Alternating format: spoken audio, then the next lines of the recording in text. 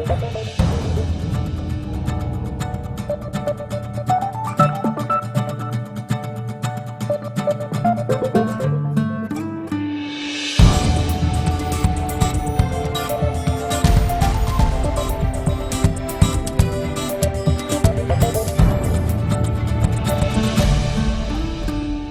के बाद कार्यक्रम में एक बार फिर से आपका स्वागत है। संसद की पंचायत में आज हम हैं जालोर में, जालोर सिरोही लोकसभा क्षेत्र।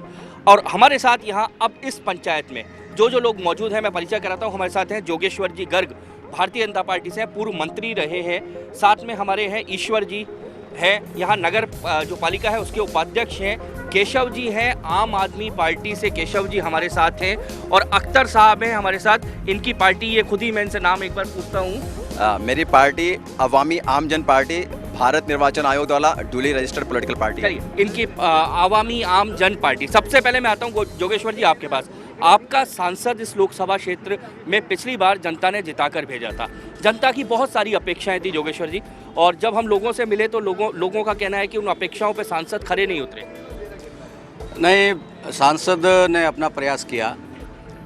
चूँकि कांग्रेस की सरकार थी दिल्ली में, तो जैसा कांग्रेस की परंपरा है वो विपक्षी लोगों को नहीं सुनते हैं, इसलिए उनके वहाँ सुनवाई नहीं हुई। बाकी सांसद लोकसभा में सक्रिय थे और फील्ड में भी काफ़ी हद तक सक्रिय थे। सांसद सक्रिय थे ईश्वर जी? सांसद बिल्कुल सक्रिय नहीं थे, उनको जालोर के लोग जानते तक नहीं हैं। उनको जालोर के लोग जानते तक नहीं है। मेरा भी कई जगह संपर्क होता, लोग पूछते सांसद देवजी पटेल कौन है, हमने कभी देखा भी नहीं है, तो नहीं है फील्ड में। और मुझे लगता है कि आने वाले चुनाव में भी फील्ड में इसी कारण से नहीं रह पाएंगे। क्या इन 5 सालों से खुश हैं आप लोग केशव जी?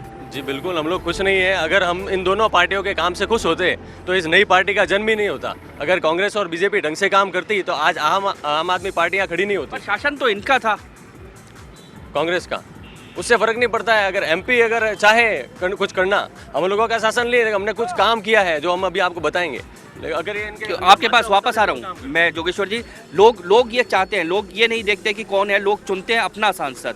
काम सांसद को करने होते हैं। बिल्कुल ठीक है, जो जीतता है उसको काम करना होता है। लेकिन भारतीय जनता पार्टी का शासन जब भी रहा है, चाहे केंद्र में, चाहे राजस्थान में या और किसी प्रदेश में, विपक्ष के लोगों के काम भी सुनते हैं और करते हैं। कांग्रेस में उल्टा सिस्टम है। विपक्ष के नेता ने कह दिया, विपक्ष के सांसद ने, विधायक ने कह दिया तो वो काम नहीं करना, ये परंपरा बना रखी है। दुर्भाग्य से गलत है, नहीं होना चाहिए, लेकिन ऐसा हुआ है। ऐसा हुआ है, कांग्रेस ने काम नहीं होने दिए। ये बिल्कुल गलत बात है। मैं ये कहना चाहूँगा जोगेश्वर जी कि आपकी बात को अगर 100% एक बार मान भी लिया जाए तो भी सांसद का जनता के साथ जुड़ाव होना चाहिए, जनता के हर कार्यक्रम में उसकी सहभागिता होनी चाहिए। और जालोर के सांसद की किसी व्यक्ति के साथ कोई सहभागिता नहीं रही, किसी कार्यक्रम में कोई सहभागिता नहीं रही। जालोर के विकास के लिए उनका कोई भी मुद्दा ऐसा नहीं है जो 5 साल। मैं आपसे सवाल पूछता हूँ, चलिए 5 साल इनका सांसद था, लेकिन पहले आपके भी सांसद रहे जालोर। क्या आप खुश हैं जालोर के डेवलपमेंट से? जो 56 साल 70 साल में जालोर का विकास हुआ है, क्या आप खुश हैं? 70 साल के विकास से मैं नहीं, हिंदुस्तान का कोई नागरिक, मेरे शहर का, जालोर सिरोही विधानसभा का कोई नागरिक। तो फिर जिम्मेदारी क्यों नहीं लेते? कांग्रेस भी शासन में थी। जिम्मेदारी तो बड़े लोगों को लेनी चाहिए। तो जिम्मेदारी लेने से थोड़ा सा बचते हैं। अख्तर साहब क्या कहेंगे? तीनों की बातें सुन रहे हो। भाजपा और कांग्रेस ने जनता को अपना गुलाम समझ रखा है। एक बार इनकी पार्टी, एक बार उनकी पार्टी, दोनों ने मैच फिक्सिंग कर रखी है। आप जालोर के हेडक्वार्टर पे खड़े हैं, यहाँ पे मूलभूत सुविधाओं का अभाव है। इसके लिए जिम्मेदार कौन है? या तो कांग्रेस या तो बीजेपी। और जनता के पास स्वास्थ्य सेवाएं नहीं है, शिक्षा सेवाएं नहीं है, पेयजल समस्या है, और सबसे बड़ी बात, यहाँ पे रोजी रोजगार के लिए मौके नहीं है। यहाँ की लोकल इंडस्ट्रीज़ को दबा दिया गया है, बाहर से कोई इंडस्ट्री नहीं आई है। तो कांग्रेस और बीजेपी ने सिस्टमेटिकली इस क्षेत्र को पिछड़ा रखा है। ये एक बड़ा मुद्दा यहाँ का है, रोजगार जो इन्होंने बात की। हम लोगों के पास चलते हैं, सीधे उनसे पूछते हैं क्या उनके मन में। 5 साल में जो सांसद महोदय का जो कार्य है वो सकारात्मक अच्छा कार्य है, लेकिन मैं सीधा सवाल कांग्रेस पार्टी से पूछना चाहता हूँ। जो सेंट्रल गवर्नमेंट में उनका शासन था, 5 साल के शासन में जालोर वासियों को एक भी ट्रेन नहीं मिली। उसके पीछे क्या कारण बताया? जबकि सांसद महोदय ने तो संसद के अंदर ट्रेन के मामले में लिखित में भी आपके रेल मंत्री को बताया, फिर भी ट्रेन हमको क्यों नहीं मिली? ये एक जालोर का बड़ा मुद्दा है ट्रेन का। इनके पास आते हैं। 5 साल पूर्व बीजेपी शासन में नर्मदा का कार्य शुरू हुआ था। उस 5 साल में 1% भी कार्य कांग्रेस ने आगे नहीं बढ़ाया। केवल खुलावी पुलाव अखबारबाजी की, लोगों को मिसगाइड किया, ना सड़क की सुविधा। अब चुनाव आगे तो पूरे शहर में कार्य चल रहा है। 4.5 साल आपके दोनों सवालों के साथ मैं यहाँ बीजेपी और कांग्रेस के जो दोनों लोग हैं, ईश्वर जी आपके पास आता हूँ। सवाल उनका जायज़ है। वो कहते हैं क्या जालोर देश का हिस्सा नहीं है? क्या अगर जालोर के लोगों ने गलती की कि बीजेपी का सांसद जिताया तो केंद्र सरकार ने ना ट्रेन दी ना नर्मदा का पानी? केंद्र सरकार को पूरे देश में ट्रेनें होती है, उनका अपना सिस्टम होता है। जालोर की जो आवश्यकता है उसके मुताबिक केंद्र सरकार ने यहाँ 2 ट्रेनें दी है, ब्रॉडगेज लाइन बदली है। केंद्र सरकार के 10 साल के यूपीए कार्यकाल में ब्रॉडगेज बनी है, यहाँ ब्रॉडगेज बनने के बाद में 2 ट्रेनें शुरू हुई है। और चूंकि गवर्नमेंट का अडानी ग्रुप को ये कॉन्ट्रैक्ट होने की वजह से कुछ कमियों से नहीं हो पा रहा है, लेकिन उसके लिए प्रयत्नशील है और सरकार समय आने पर करेगी भी सही। ये दोनों विषय बहुत बड़े विषय, नर्मदा वाला विषय यहाँ पर लोग कहते हैं और दूसरा ट्रेनों का डेवलपमेंट जालोर में पिछले 5-7-10 सालों में कुछ भी नहीं हुआ, लोगों का कहना। एक तो बात मैं ये कहना चाहूँगा कि यदि बंगारू लक्ष्मण ने यहाँ से चुनाव नहीं लड़ा होता तो ब्रॉडगेज आज भी नहीं हुई होती। ये बात बिल्कुल रिकॉर्डेड फैक्ट है, इसको मानना चाहिए। और ट्रेनों की आवाजाही और ट्रेनों की संख्या से यदि कांग्रेस के लोग संतुष्ट हैं तो मुझे कुछ नहीं कहना इस बारे में। बाकी जनता संतुष्ट नहीं है, ट्रेनें मिलनी चाहिए थी। हमारे साथ अन्याय हुआ है और सिर्फ इसलिए अन्याय किया गया क्योंकि यहाँ से सांसद बीजेपी का था और सरकार कांग्रेस। चलिए लोगों के पास चलते हैं, उनसे पूछते हैं उनको क्या लगता है जालोर का सबसे बड़ा मुद्दा क्या है, जालोर सिरोही का? यही है सर के जो हमारे साथ जो अन्याय हुआ है वो कांग्रेस सरकार की नीतियों के कारण से हुआ है। और सांसद बहुत एक्सपर्ट थे, हर चीज़ में हर से मिलते थे, बहुत कार्यकाल में अच्छा उन्होंने सहयोग भी दिया। मैं एक बार फिर वापस से ईश्वर जी आपके पास आता हूँ। लोगों के सवाल बहुत सारे हैं, लेकिन एक बड़ा सवाल ये है कि जालोर के अगर आप बाहर जालोर या सिरोही दोनों ऐसी जगह, ऐसा लोकसभा क्षेत्र है जहाँ पिछड़ापन बहुत ज़्यादा है। निश्चित रूप से राजस्थान के पश्चिमी राजस्थान में स्थित है, यहाँ नेशनल हाईवे की सुविधा नहीं है, कई सुविधाओं नहीं होने की वजह से भी हम पिछड़े हुए हैं। लेकिन हमारे जो भी जनप्रतिनिधि उनको प्रयास करना चाहिए कि इस पिछड़ापन को दूर करें। जोगेश्वर जी, लोग कहते हैं कि बाहरी लोग यहाँ चुनाव लड़ने आते हैं, क्या बाहरी लोगों के आने के कारण वो जुड़ाव लोगों का नहीं होता आम लोगों से? ये आम लोग हैं जो वोट देके उन्हीं लोगों को जिताते हैं जो चुनाव जीतने के बाद 5 साल बाद नजर आते हैं। नहीं, बाहरी लोगों के आने की परंपरा एक दुर्भाग्यपूर्ण बनी है पिछले लगभग 25 साल में।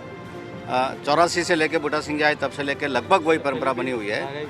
और उससे पहले भी बाहरी लोग यहाँ लड़ते रहे हैं, 71 में भी, 67 में भी रहे हैं बाहरी। क्यों आप पार्टी स्तर पर ये बातें क्यों नहीं उठाते जोगेश्वर जी? आप भी बड़े नेता हैं और सब लोग हैं कि आखिर जालोर सिरोही का आदमी चुनाव लड़े।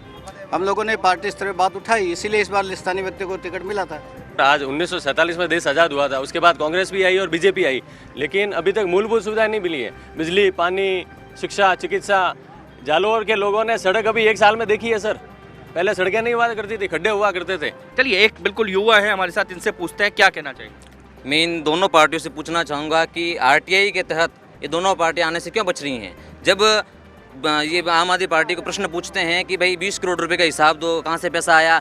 बीजेपी के खातों में 800 करोड़ रुपए हैं, वो कहाँ से आए हैं? भाजपा और कांग्रेस के खातों में जो पैसे हैं उनका हिसाब दीजिए ना, अपने हिसाब देने से क्यों बच रहे हो आप? चलिए जोगेश्वर जी एक सवाल जो है, ये सवाल एक तरह से कहा जाए तो लोगों के मन का सवाल है। इस सवाल को थोड़ा सा घुमाकर पूछता हूँ कि आप दोनों पार्टियों से आखिर नया युवा जो है वो निराश क्यों हो रहा है? बीजेपी से कोई युवा निराश नहीं है। बीजेपी के साथ और विशेषकर नरेंद्र मोदी के साथ युवा बहुत जोर शोर से जुड़ रहा है, जबरदस्त जुड़ रहा है, ऐतिहासिक जुड़ाव बन रहा है इस बार। आपको लगता है कि लोग नहीं जुड़ पा रहे हैं? देखिए, भारतीय जनता पार्टी और कांग्रेस पार्टी, ठीक है, काम मोर कुटाए बानरा मजा ले बदारी। नौजवान काम करते हैं और मजा इनके चुनाव लड़ने वाले लेते हैं। और दोनों बहन भाई एक ही जैसे हैं। और सांसद महोदय को हम लोग देख ही नहीं पाते, मुख्यालय बैठते हैं हम लोग। इनसे बात करते हैं। सर, जब इलेक्शन नज़दीक होते हैं तब हमें नज़र आते हैं कि संसद भी की है, नहीं तो इससे पहले तो उनकी शक्ल ही नज़र नहीं आती, कौन से कहाँ रहते हैं पता ही नहीं है। इनको पता नहीं है घर, ना इनका टेलीफोन नंबर हम जानते हैं, ना ये कहाँ निवास करते हैं। और जनता से छुप छुप के रहते हैं, छुप आते ही नहीं। जोगेश्वर जी ये सवाल तो है, लोग ये कहते हैं संसद में कभी बोलते नहीं सुना, जालोर की आवाज़ नहीं सुनी। जालोर के सांसद ने अब तक के इस इतिहास में 52 से लेकर आज तक में लोकसभा में जितने प्रश्न इन 5 सालों में पूछे गए उतने कुल मिलाकर नहीं पूछे गए। 2008 में नर्मदा प्रोजेक्ट सैंक्शन हुआ था, मैंने करवाया था, मैं विधायक था, आधा काम हो चुका था उसका।